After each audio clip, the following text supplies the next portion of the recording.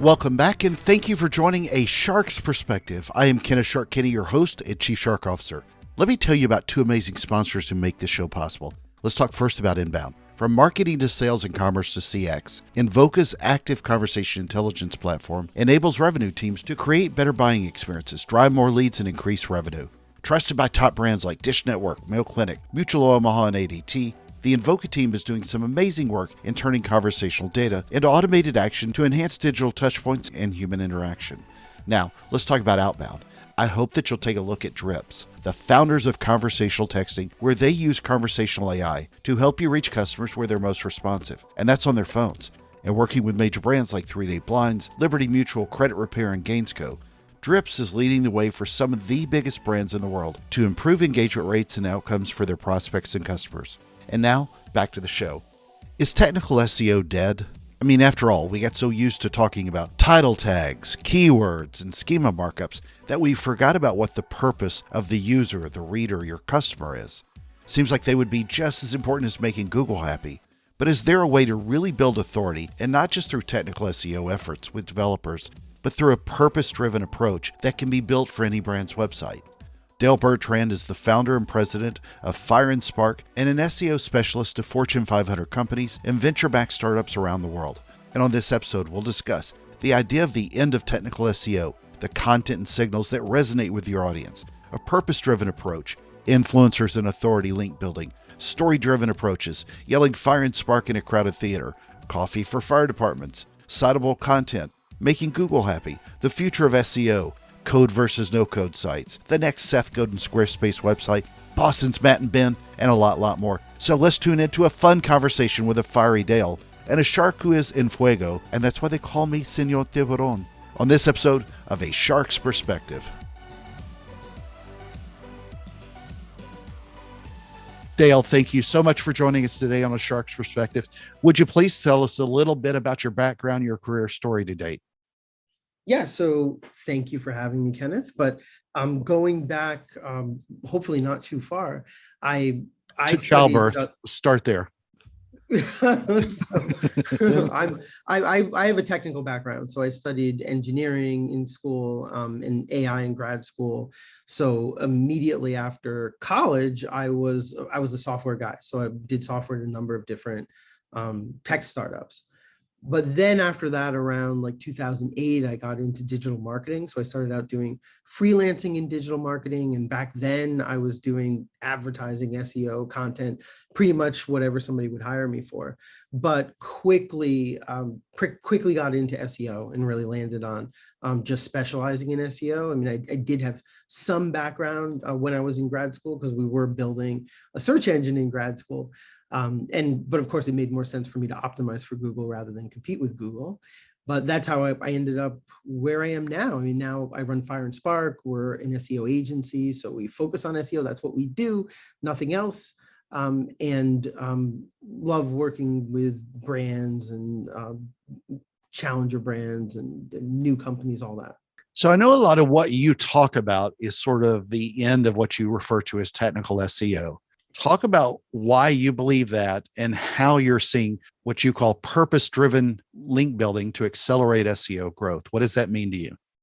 Yeah, so the end of technical SEO. So it's heresy, right? Because I'm a technical guy, and I got into SEO because I love web technologies, and I was really excited about how do search engines work and what could you do to manipulate those results and rankings so that you can get valuable traffic. One of the first projects that I worked on was a website that I owned. And back then, and this is around 2008, 2009, 2010-ish kind of time frame. Back then, the reason why SEO was fun for me is because it was all about optimizing the website. So making sure that you've got the right tags, sitemap, Google can crawl, index everything, and you've got the keywords in the right places and all that sort of thing. And SEO has just evolved dramatically since then. So back then, you could make those types of technical optimizations, on-page optimizations, and see a significant increase in traffic. For me, on that first significant, first large project that I worked on, we were able to do those types of things in order to get to rank number one for the keyword nursing degree, which was like the money keyword that paid all my bills the year after my son was born, because I didn't work that year. But that back then we were really focused on technical optimizations. If you fast forward to nowadays, like Google, it's no longer a rules-based search engine. It's not, solely based on the PageRank algorithm that we all remember when Google started. So nowadays it's AI driven, and the AI is really trying to emulate human decision making at a large, humongous scale, billions of pages. So imagine Google's built an AI that's like a librarian that knows every page and everything about every page and every topic that there is. And if you type in a keyword, that librarian can recommend exactly the right page for what you're looking for. And that librarian, just an example I'm giving here, knows exactly what your intention is behind what you're looking for, what you need. So the AI is, Google's AI is able to figure out what people are actually searching for and what is the right page. And it's divorced from the rules that Google was using originally. Now it's really based on training the AI, using a panel of humans to understand what the AI is doing. So what all that means is that when you're doing SEO, the optimization, you're not, or I don't believe you should be focused on the technical aspects like we used to be, but instead like really looking at what does it take to build an audience around your brand or the products that you're selling or the content that you're publishing. And you want to be able to show Google that you're gaining momentum with your brand or your content. And then Google's able to see people engaging with that content and linking to that content and staying on your site. And now all of a sudden your website looks like a site that is building momentum with the internet audience, and Google will give it rankings and traffic because of that. I love the mention of it being heresy to people that are technical SEO. It's the equivalent of yelling fire and spark in a crowded theater. How about that? Oh, that's a good pun. You can use that one. Just my favorite of the day. My favorite of the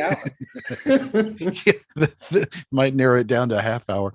All right. So this approach, I'm sure when you go in and explain this to people, they're probably concerned with what do I sacrifice to get there, but how do you start moving in that direction? Also, so they're not giving up anything with their current SEO efforts, because like everything else, a lot of this gets baked into our mindset and we set it and forget it and do the same things over and over again.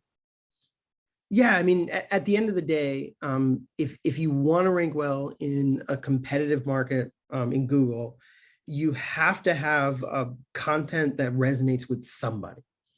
And one example, like we work with a 3D printing company. They sell high-end, expensive 3D printers to professional engineers. It turns out that we were able to get links to their website from hobbyists, people who are building their own 3D printers or writing their own code for 3D printers, because those are the people that are active online in terms of linking to content, sharing content, and engaging with content online. So what I tell people is like, there needs to be an audience that your content engages with, even though it might not be that you're resonating with exactly the people who you want to type in queries, land on your website and buy something, but it needs to resonate with somebody or some audience out there. And when you're doing that, like, you also want to make sure that you have the right keywords and you're targeting the right keywords, but you're not focused solely like we used to do back in the day on optimizing page layouts, site maps, your robots.txt file, things like that. Like we're really doing our research around, what is the audience that we want to resonate with, and what is the content that we're creating that's going to resonate with this audience. And then as a side effect of that, what are the signals, the technical signals that Google's going to see, so that Google recognizes that our brand, our website is resonating with an audience. And then we can build out keyword focused content from there to get that to rank. So you're not talking about getting rid of any technical SEO optimizations. It's just moving the focus to more of a purpose driven. Is that fair to say? Yeah. So with the purpose driven approach, it's really like once you recognize that, in order to do well in a competitive market with SEO, you need to generate like a brand or content that resonates with somebody. Then we start asking the question, okay, what are the easiest ways to resonate? Like you might have a product that's just blowing up, or you might be noteworthy for some other reason. But most of the time when a brand comes to us, they're really trying to figure out like, what are these campaigns that we're going to run that are going to build authority? And the authority we're looking for at the end of the day is backlinks, engagement, positive reviews, mentions with positive sentiment, all of that online to improve your rankings and to improve the rankings of the keyword focused content that you're creating. So the reason why we end up on this like purpose-driven SEO approach is because that's really the shortcut to thinking about how can I generate some content that resonates with somebody and Google will see it. How do we connect with, say, like-minded organizations and influencers without necessarily paying a rate card, in air quotes? Oh, yeah. I mean, it really starts with authenticity. So you really have to figure out, what does your brand stand for? What's something that would resonate with a community that you want to go after that is in perfect alignment with your brand. So you wouldn't want to, write a lot of content about saving the whales if that's not something your brand cares about or is aligned with, because it's just not going to work because it's not authentic. So when we start working with a brand, we go through what we call like an authority discovery session. But what that really is a bunch of questions where we're trying to understand, what have you done in the past? What is your brand about? And what can we leverage for SEO, for authority building for SEO? And a lot of times that's a purpose, and the purpose might be a social mission, but for us, most of the time it's not. Like a lot of times it's the purpose is behind like the quality of the products, or it might be a story-driven SEO approach, or what we call a story-driven SEO approach, where you might have founders who have a backstory, and we can tell that backstory and use that to resonate with the community. So help define what story-driven SEO is versus purpose-driven SEO, now that you mentioned that. They're definitely related, but for the story-driven approach, that's really a bunch of strategies that we put together that are using, like, for example, we have a client, Fire Department Coffee, that we work with, and the founder is a veteran and a firefighter.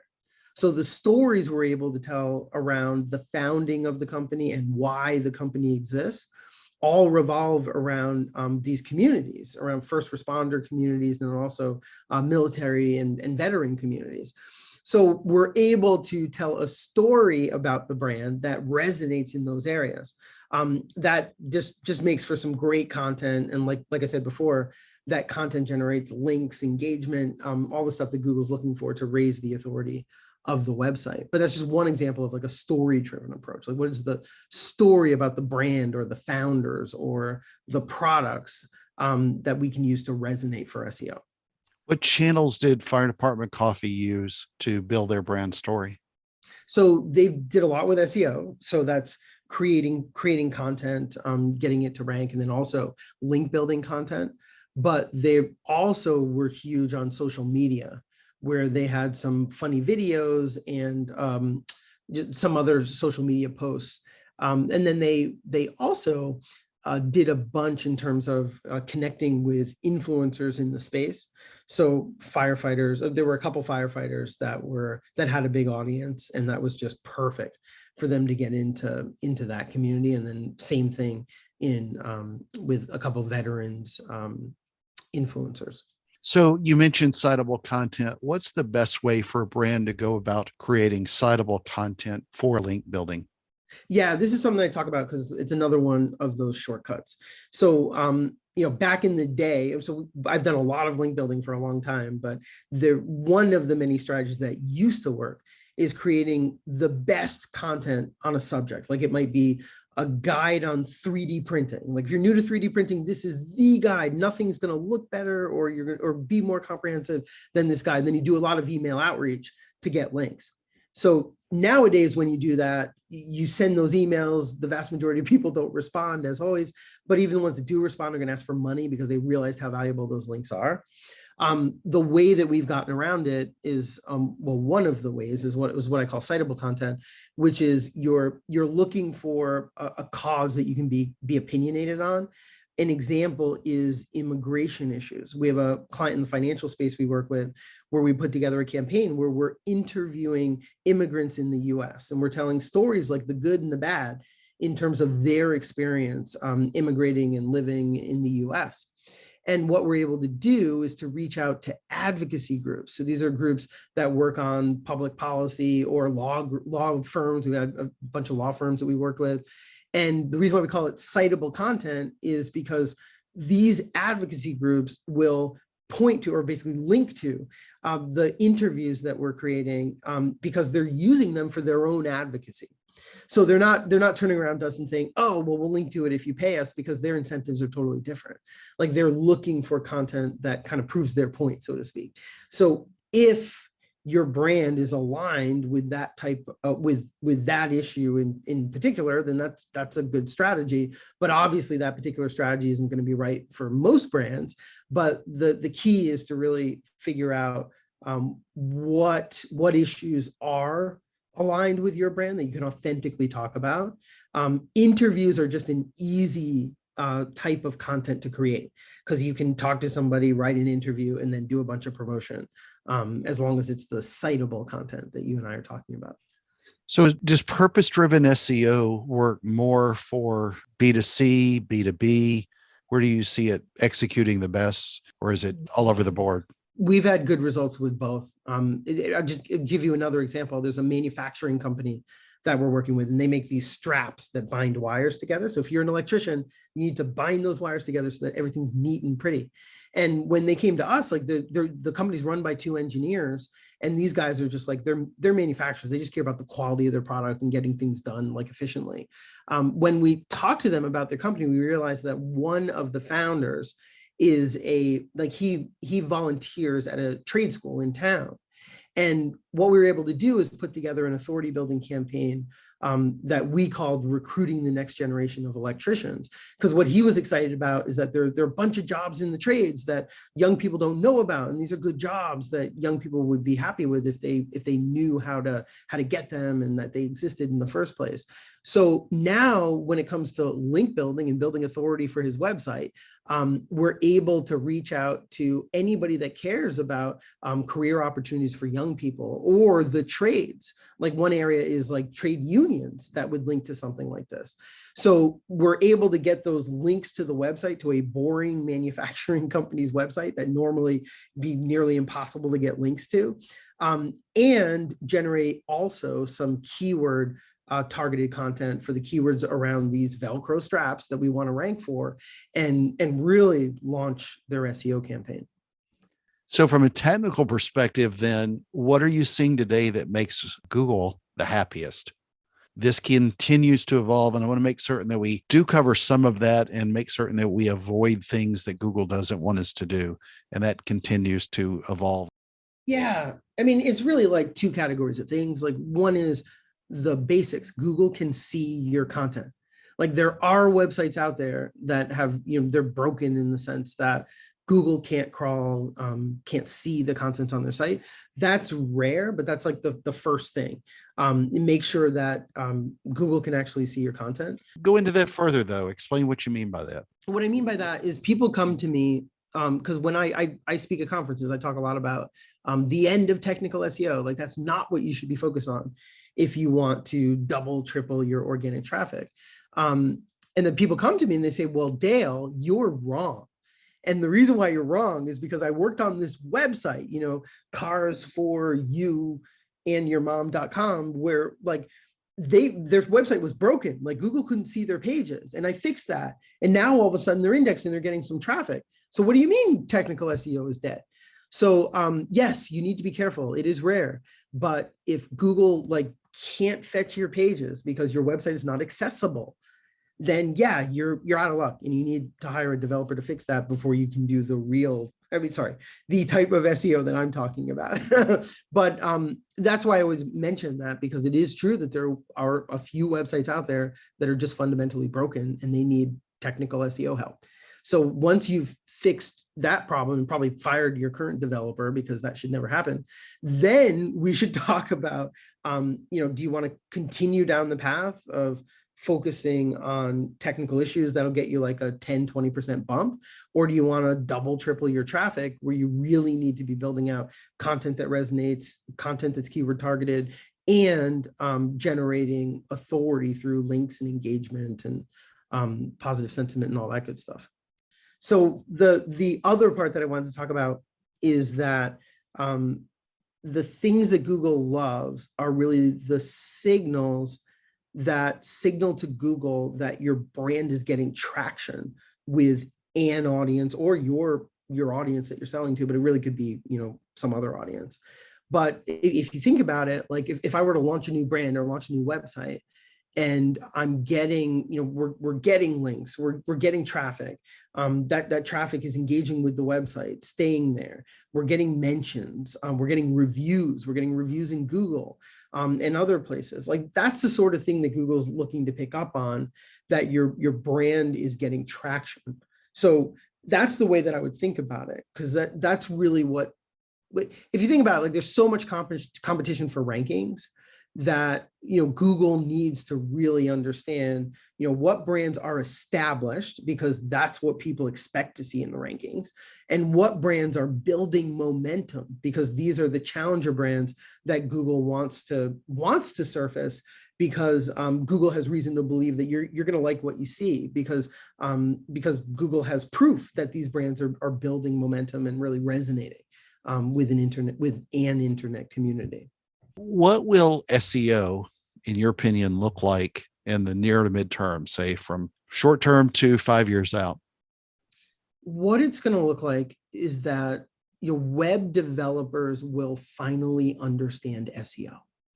But what it'll be is they'll understand like what's left of the technical piece, which is, get you on the right CMS, make sure it's tuned for speed, make sure Google can see all the pages.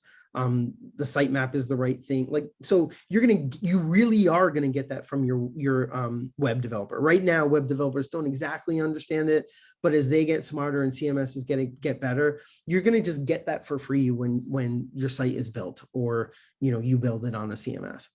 And then the other thing that will happen in the future is that, like, the SEO profession, people who consider themselves SEO specialists, they're not going to be web developers anymore. They're really going to be coming from PR or content, because that's where the creativity can really be leveraged to increase your SEO results. So how comfortable are you with the no-code websites out there today? The Squarespaces of the world, and a lot of things we do on WordPress, which are pretty much plug and play as well. From an SEO standpoint, do any of them give you great pause, or you feel comfortable with them? So the thing is, like, you have to think about it from Google's perspective. If I'm Seth Godin and I start a Squarespace site, and I have an audience that loves what I do, and I'm a smart guy, people love to read my insights. Does Google really care what type of website it's built on? Google wants to surface that content because it's great, useful content, and that's it. So then you have to start thinking about, well, what are the signals that Google's using to see that, like, well, this is the next Seth Godin. Maybe it's not Seth Godin. This is the next Seth Godin versus, this is Dale's mom writing about her plants and nobody cares. So, Google's able to see signals from like how the audience is interacting with the site and how the internet is responding to the content. So the reason why I'm saying that is because, yes, I get frustrated when I look at Squarespace sites, because I have a technical background and I was like, man, I would have done that differently. And I wish it was easier to do the types of things that I want to do on a Squarespace site. But at the end of the day, as Google's getting better and better, they're trying to build a search engine that can look past that, because that's not what I care about when I'm searching for how to prune my rose bush. When I'm searching for how to prune my rose bush, I want the best information on how to prune my rose bush. I don't care if it's built on a technical platform that's deficient. So that it just makes no sense that, like, Google's not headed in that direction. So there's a bare minimum of technical competence that, like, a CMS and a web development, web framework like like Squarespace needs to have in order for Google to be able to efficiently fetch all the pages, see all the content, and evaluate it for rankings.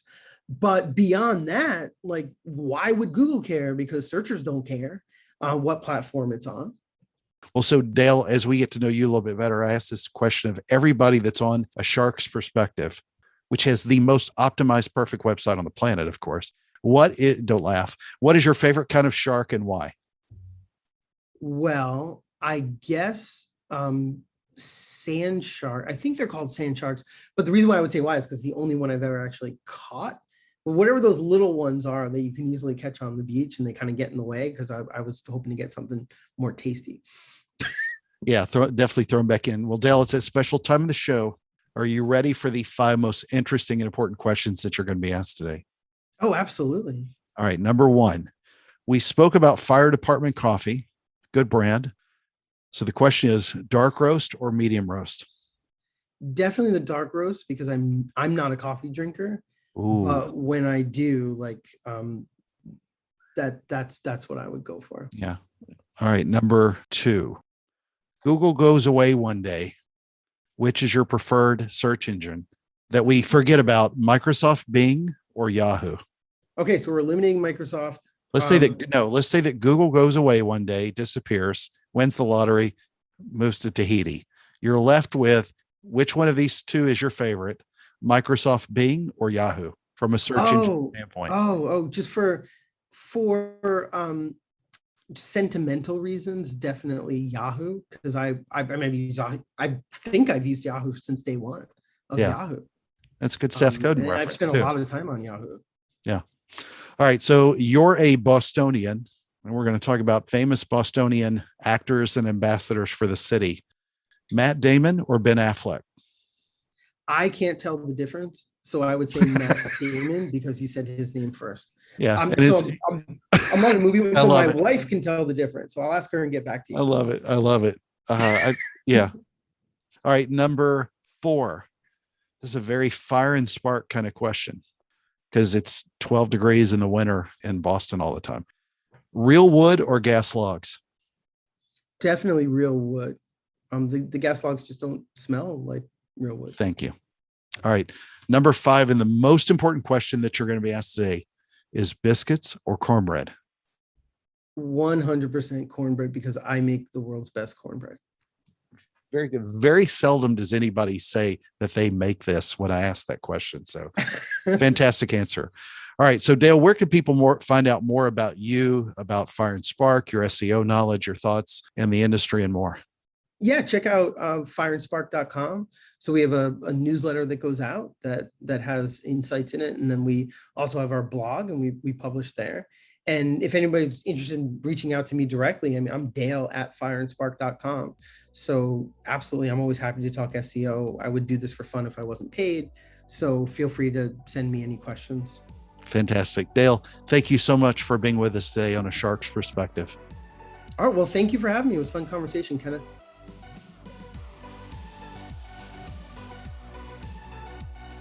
So there was my conversation with Dale Bertrand, the founder and president of Fire and Spark, and an SEO specialist to Fortune 500 companies and venture-backed startups around the world. Let's take a look at 3 key takeaways from a conversation with him. First, technical SEO isn't completely dead, but not the focus it used to be either. Moving the focus to how your audience resonates with your content makes purpose clearer to both those readers and to Google. Second, love the point on citable content for link building. He referenced building authority with advocacy groups. If your brand has a cause or purpose, for example, a lot of the advocacy groups like public policy organizations will often provide links that align with their purpose as well. Oftentimes that can be easier. Reminds me a little of Higher Ed as well as authority link content in those stories. But great point. Third, I continue as well to be a big fan of no-code sites and seeing how they continue to evolve. As Dale said, he sees things that he would develop differently. I do too. As someone who's coded a lot and I made a lot of sites, I completely agree. Most users don't care though. If it's crawlable and recognizable by search engines and helps the consumer, well, for the most part, you should be good. And that's easier said than done though. Well worth having a great developer, so there isn't a problem to start. It's also interesting though, how people who think content as opposed to just software development can start thinking more about link building in a more thoughtful way as well. He thinks of the future looking more where developers understand more clearly SEO, and marketers, for example, to be a little more creative to drive rankings. We'll see, but it makes sense. Got a question? Send me an email to kenneth@asharksperspective.com. Thank you again for the privilege of your time, and I'm thankful to everyone who listens. Thank you to the amazing sponsors Invoke Interrupts. Please consider writing a review and letting me know your thoughts on the show. Now's the time to light a spark under you and do better marketing. From Senor Tiburon, hasta luego, and join us on the next episode of A Shark's Perspective.